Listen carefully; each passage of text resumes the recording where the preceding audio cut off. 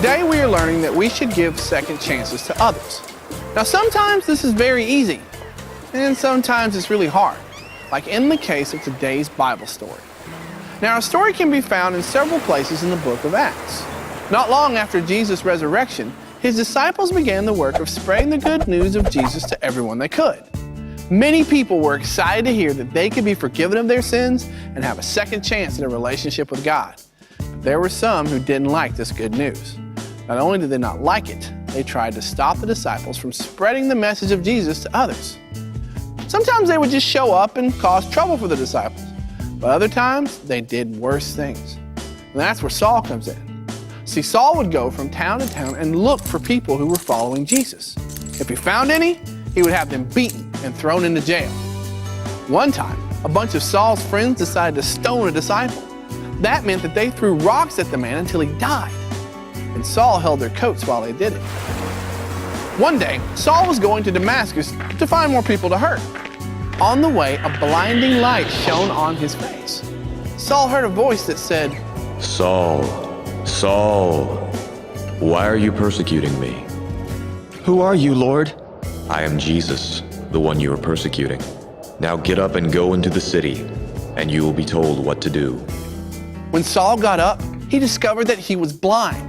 Some of his men had to lead him into town because he couldn't see anything. When he was in town, he met a man named Ananias who healed his blindness. Saul learned about Jesus and committed to following him. Now, while this was a good thing for Saul, it took the other disciples a little while to believe that he had changed. They were afraid Saul was trying to trick them. It took a man named Barnabas to stand up for Saul and tell the other disciples to give him a second chance. And you know what? They did. They allowed Saul to become a leader in the church. Instead of trying to hurt people who told others about Jesus, Saul became one of them. Saul changed his ways. In fact, he even changed his name. Saul later went by the name of Paul. Now, it wasn't easy for the disciples to give Saul a second chance.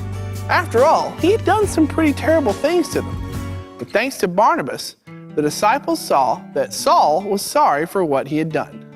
He really wanted to change his ways. If the disciples hadn't given Saul a second chance, I don't know what he would have done. Now let me ask you a question. What do you think could happen if you didn't give someone a second chance? Let's say you have a friend, and she's a good friend.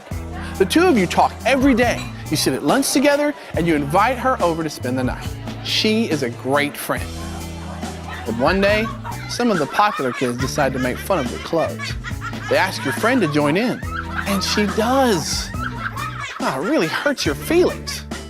Well, later your friend feels bad about making fun of you. She apologizes and asks you to give her a second chance to be your friend.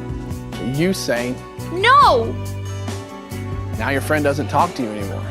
She doesn't sit with you at lunch anymore. She doesn't come over and spend the night. You've lost a good friend. All because you didn't give her a second chance.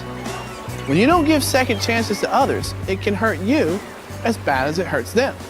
That's why we need to remember Saul's story and always give second chances to others.